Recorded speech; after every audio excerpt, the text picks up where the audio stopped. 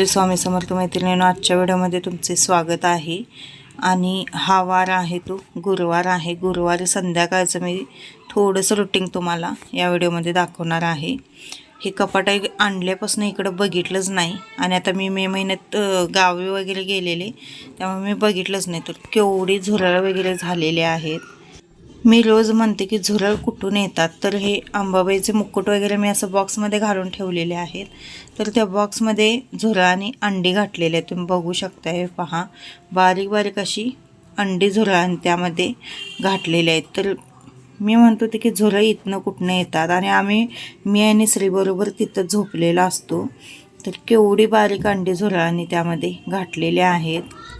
थोडंसं आपण दुर्लक्ष केलं तर बघू शकता तुम्ही, म्हणजे आता एवढी सगळी जर झुरळ घरातनं झाली असती, एवढी अंडी जर म्हणजे सगळी मोठी झाली असती, तर केवढी झुरळ झाली असती। आणि कपाट अजिबात हे चांगलं लागलेलं नाही आहे। पूर्ण असं भुश्याचं कपाट असल्यामुळे ते वरचा जो कप्पा होता बघा, वरचं जे प्लाऊड होतं ते म्हणजे तुटलेलं आहे।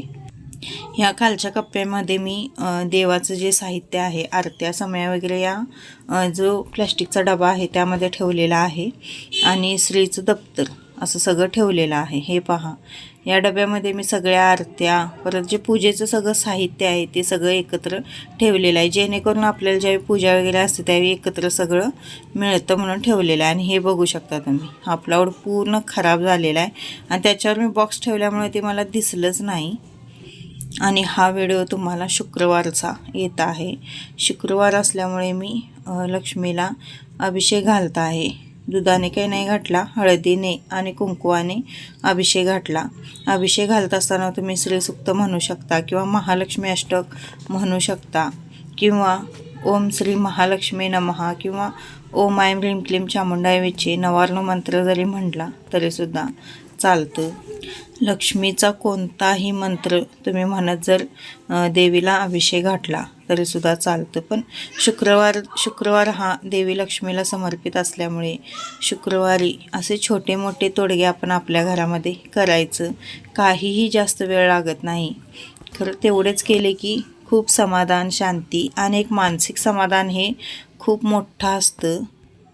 हा जो नारळाचा मुकुट आहे तो मी कोल्हापुरातून आणलेला, 500 का 550 रुपये याला बसलेले आहेत। खूप मोठा आहे, पूर्ण असा, म्हणजे छोटा नारळ असला तर तो अखंड पूर्ण असा म्हणजे मावला जातो। आणि मी मोबाईल लावून तुम्हाला दाखवत होते, आरत्या वगैरे स्वच्छ करते आलो, तर तो मोबाईल आपोआपच खाली येत होता। मला काहीच कळेना की असं का व्हायला लागले। तर त्या जो मोबाईल लावायचं जे ऑप्शन आहे त्याच्या पाठीमागे एक असं हे आहे, म्हणजे बटन आहे, ते आवळ करायचं असतं, आणि ते माझ्या लक्षातच आलं नाही। मी तसंच लावायची आणि यायची, तसंच लावायची आणि यायची, असं 2-3 वेळा झालं। मग नंतर माझ्या लक्षात आलं ते बटन, म्हटलं आपण आवळ केलेलं नाही आहे, तर ते बटन मी आवळ केल्यानंतर मग नंतरनं बसलं। अजूनसुद्धा बघू शकता तुम्ही, मोबाईल असं मी वर लावून येत आहे आणि ते खालीच येत आहे। बाजारातून भरपूर असे लिंबू मी त्यावेळी आणलेले आहेत, म्हणजे थोडे थोडे असे खराब झालेले। तर मी त्या लिंबूने आणि मिठानेच सगळं देवपूजेची भांडी घासलेली आहेत। आरत्या पण थोड्या खराब झालेल्या होत्या, म्हणून म्हटलं लगेच घासूया। कसं होतं, जास्त दिवस जर नाही घासला तुम्ही तर खूपच खराब दिसतात। आत्तासुद्धा मोबाईल तुम्ही बघू शकता, मी पूर्ण असा वर लावलेला आणि परत तो खाली आला। अजून पण माझ्या लक्षात आलं नाही की मी ते जे पाठीमागचं जे बटन असतं ते मी आवळ केल्याने अजून पण माझ्या लक्षात आलं। मी तिकडं लावते आणि परत जरासं बघते तर हे होतं। आता ह्या स्टेजला मी ते बटन आवळ केलं, आणि आत्ता बघू शकता तुम्ही व्यवस्थित म्हणजे दिसायला लागलेलं आहे। असं कामं करत म्हणजे मोबाईल सेट करायचा, लावायचा म्हटलं तरी यूट्यूब चॅनल चालवणंसुद्धा खूप कठीण आहे, लक्षात ठेवा। आणि डेली ब्लॉग बनवणं तर खूपच कठीण आहे, कारण प्रत्येक वेळी मोबाईल लावावा लागतो, कॅमेरा व्यवस्थित सेट झाला आहे का नाही ते बघावं लागतं। तरीसुद्धा बघू शकता तुम्ही, ते म्हणजे अजून एवढं व्यवस्थित ते आवळ झालेलंच नव्हतं बटन, तरी पण तो मोबाईल नंतरनं खाली आलाच, असं व्हायला लागलेलं होतं।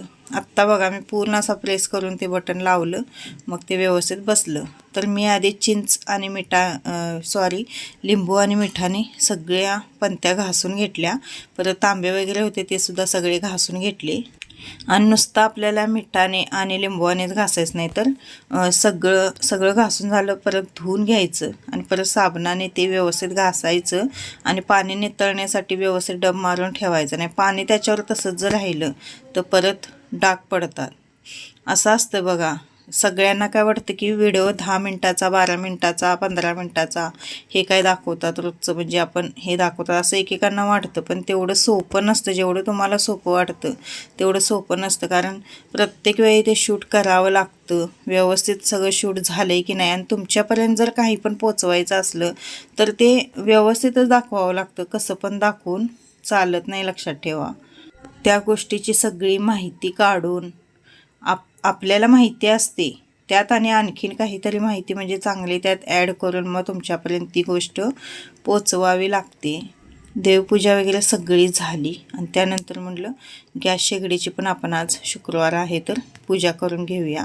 गॅस शेगडीची मी काल गुरुवारीसुद्धा पूजा केलेली होती आणि आज शुक्रवार आहे म्हणून शुक्रवारी पण आपण थोडीशी पूजा करून घेऊया. जास्त काय असं हे केलं नाही, पण हळदी कुंकू, हळदीचं जे हळद होती ती पाण्यात कालवली आणि थोडंसं गोल असा केलेला आहे आणि त्याला कुंकू लावलेला आहे. आणि काल आपण स्वस्तिक आणि ओम हळदीने वरती टाईल्सवर काढलेलेच होते, त्यामुळे आज काय काढलं नाही. आणि शुक्रवार असल्यामुळे अन्नपूर्णा मातेची मी इथं पूजा करणार आहे गॅस कट्ट्यावर, कारण माझा स्वयंपाक वगैरे सगळं झालेलं आहे. मग संध्याकाळपर्यंत काय आपल्याला गॅस शेगडीकडे जावं लागणार नाही, म्हणून म्हटलं आज आहे आपण घरात तर अन्नपूर्णा मातेची इथं आपण पूजा करूया, छानशी पूजा मांडूया आणि तुमच्यापर्यंत ती पोहोचवूया. म्हणून मी आज पूजा अन्नपूर्णा मातेची करत आहे, कारण आज मी घरातच होते, दुकानात पण काय जाणार नव्हते. आणि ते कापडी कमळ आहे ते मी स्वतः शिवलेलं आहे. परत ते जे पॅच आहेत आरती खाली वगैरे ठेवायला किंवा समय खाली ठेवायला ते सुद्धा मी स्वतः शिवलेले आहे. त्याच्यावर ओम स्वस्तिक मी स्वतः काढलेला आहे. आपल्याला सुद्धा बघा असा छंद असावा, टाकाऊपासून टिकाऊ असं काहीतरी बनवायचा छंद हा माणसाला असावा. आणि मला रांगोळीची तर खूप आवड आहे, म्हणून मी आज छानशी अशी रांगोळी पण काढलेली आहे.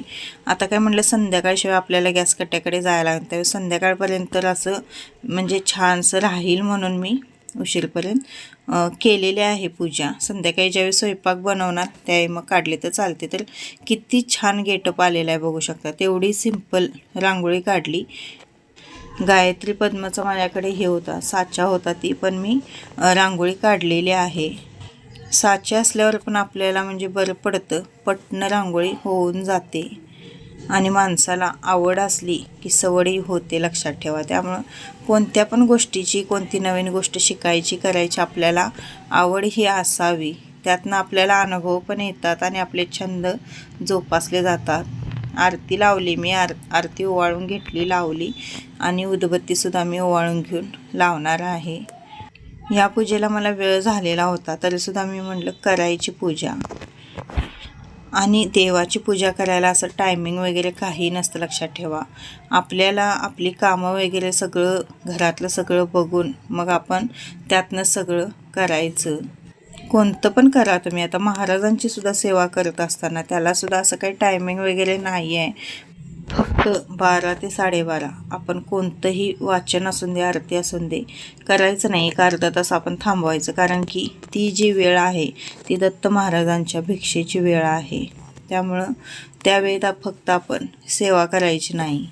नाहीतर महाराजांनी सुद्धा सांगितलेलं आहे बघा, प्रपंच आणि परमार्थ दोन्ही करा, नुसताच परमार्थ करू नका. कारण की नुसता तुम्ही सेवा केला आणि घरातली कामं तशीच टाकला, घरातलं कोणतंही काम केला नाही, घर म्हणजे अस्ताव्यस्त सगळं पडलेलं आहे, मुलांना डबे नाहीत, नवऱ्याला डबा नाही, आणि आपण नुसता वाचन सेवा करत असलो तर ती महाराजांना अजिबात आवडत नाही, लक्षात ठेवा.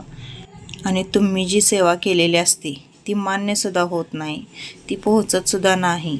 आपण घरातल्या सगळ्यांचं सगळं करून जी सेवा करू, भले तुम्ही जेवण बनवत वगैरे नामस्मरण केला तरीसुद्धा चालतं. आणि शुक्रवार असल्यामुळे मी म्हटलं गव्हाची आपण खीर बनवूया. तर गहू आपण घरच्या घरी कसे खिरीसाठी तयार करायचे. आता हे खपली गहू आहेत, याची खीर खूप छान होते. तर सगळ्यात प्रथम मी गहू स्वच्छ निवडून घेतले आणि त्यानंतर मग त्याला पाणी लावून थोडा वेळ असं वाळवत ठेवलं. आणि याला मग आता आपण मिक्सरमध्ये घालायचं आहे थोडं थोडं. एक अर्धा तास आपण असं त्याला वाळवत ठेवायचं. थोडंसं ते मग असं सुकलं जातं. पूर्ण वाळवायचं नाही, थोडंसंच वाळवायचं. म्हणजे अर्धं कच्चं वाळलेलं आणि अर्धं कच्चं ओलं असंच पाहिजे. त्याशिवाय ते व्यवस्थित म्हणजे आपल्या खिरीसाठी बारीक पण होत नाहीत.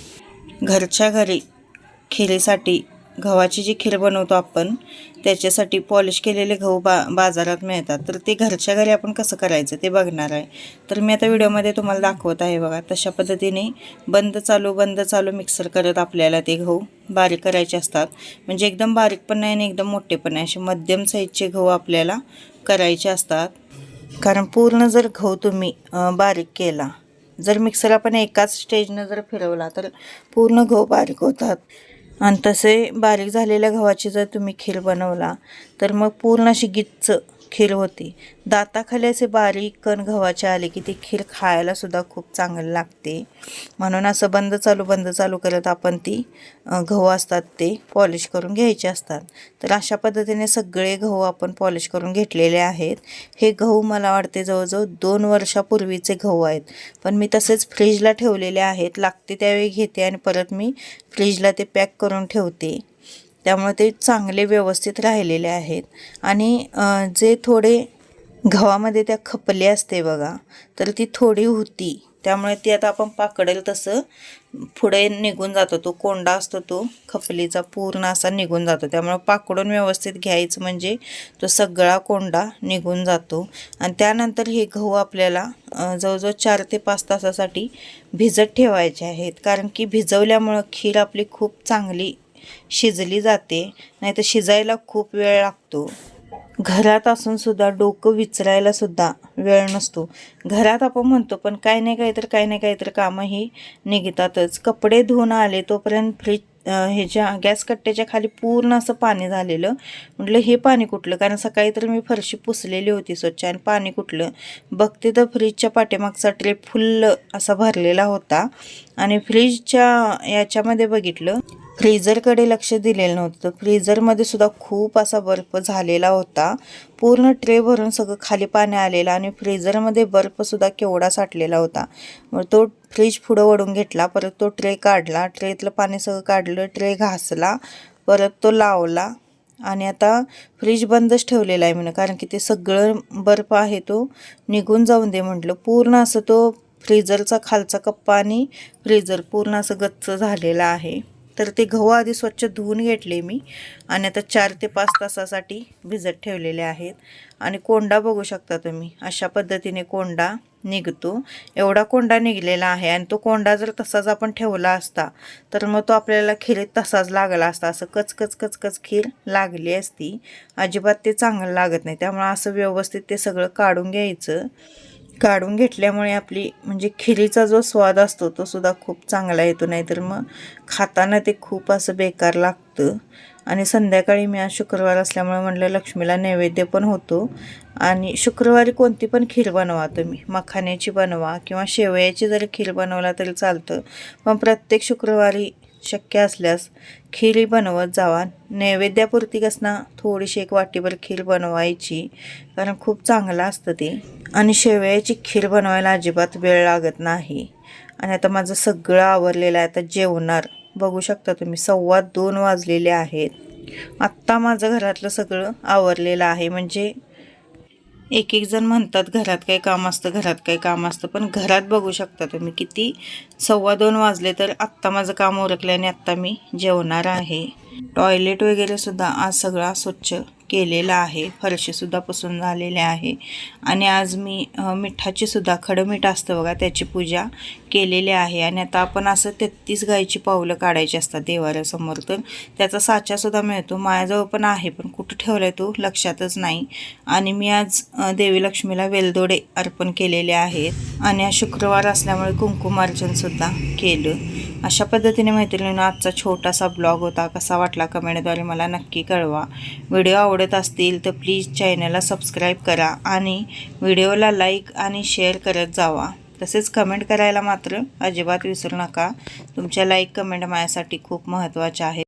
चला तर मैत्रिणींनो भेटू उद्याच्या व्हिडिओमध्ये. तोपर्यंत श्री स्वामी समर्थ.